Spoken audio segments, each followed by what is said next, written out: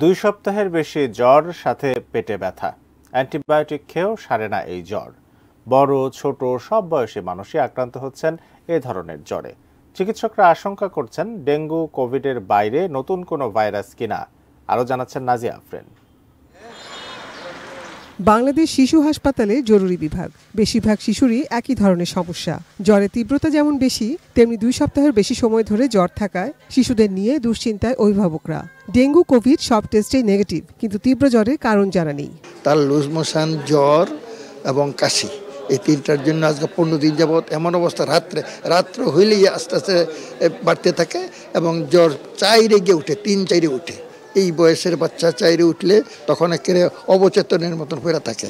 জ্বর যখন আসে একদম কাঁপুনি দিয়ে জ্বর আসে, ওষুধ খাওয়াইলে কমে, 2-3 ঘন্টা পর সেম আবার জ্বর চলে আসে। জ্বরের সাথে নাক দিয়ে পানি পড়ে, শ্বাস করতে কষ্ট হয়, বুকের দুধ টাইনা খাইতে পারে না। ওষুধ দিচ্ছি কিন্তু কাজ হচ্ছে না, এবং সেটা 1 সপ্তাহ 2 সপ্তাহ না, 1 মাস ধরে একই অবস্থা। বাচ্চাদের জ্বর কাশি সবার এক অবস্থা। চিকিৎসকরা বলছেন বছরের এই সময়টাতে শিশুরা ঠান্ডাজনিত সমস্যায় ভোগে। তবে এবারের আবহাওয়ার কারণে শিশুরা নিউমোনিয়া, ব্রঙ্কিওলাইটিস সহ শ্বাসতন্ত্রের নানা রোগে ভুগছে বেশি। আর এবারের জ্বরের মাত্রাও তীব্র। বাচ্চাদের যেটা প্রবলেম হচ্ছে অতিরিক্ত জ্বরটা কমতেই যাচ্ছে না। বাবা মা কমপ্লেন করছে যে আমরা প্যারাসিটামল দিচ্ছি, সাপোজিটরি দিচ্ছি, মুখে দিচ্ছি, জ্বরটা কমছে না। সেই ক্ষেত্রে আমরা যেটা বলবো যে 4 থেকে 6 ঘন্টা পরপরই, যদি জ্বর অতিরিক্ত থাকে 4 ঘন্টা পরপরই আপনারা প্যারাসিটামল খাওয়ানো যাবে। আইদার আপনার মুখেও দেওয়া যাবে, অথবা কেউ যদি বমি করে, বাচ্চা অতিরিক্ত দুর্বল থাকে, তাকে পায়ুপথে সাপোজিটরি দেওয়া যাবে। শিশু ছাড়াও রাজধানীর বিভিন্ন হাসপাতালে বিভিন্ন বয়সী মানুষ তীব্র জ্বর নিয়ে ভর্তি হচ্ছেন। জ্বরের সাথে সারা শরীরে ও পেটে ব্যথার পাশাপাশি দুর্বলতার সমস্যা অন্যতম কারণ।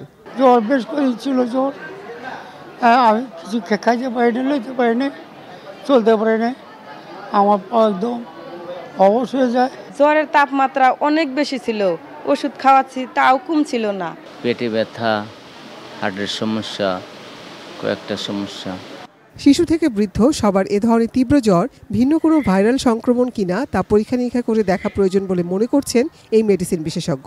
আমরা ভাইরাল ফিভার যতদূর দেখে আসছি এ পর্যন্ত, সেগুলো থেকে একটু আলাদা। টেম্পারেচার একটু বেশি, ডিউরেশনটা বেশি, যার জন্য এটা আমাদের কাছে মনে হচ্ছে যে নতুন কোনো ভাইরাস হতে পারে। এটা নিয়ে আমাদের এখন চিন্তা করা উচিত। প্লাস এটা কোনো পিসিআর করে এই ভাইরাসটাকে আইডেন্টিফাই করা যায় কিনা, সেটা আমাদের জাতীয় পর্যায়ে এখন দেখার দরকার। Nazia Afrin, ATN news, Dhaka.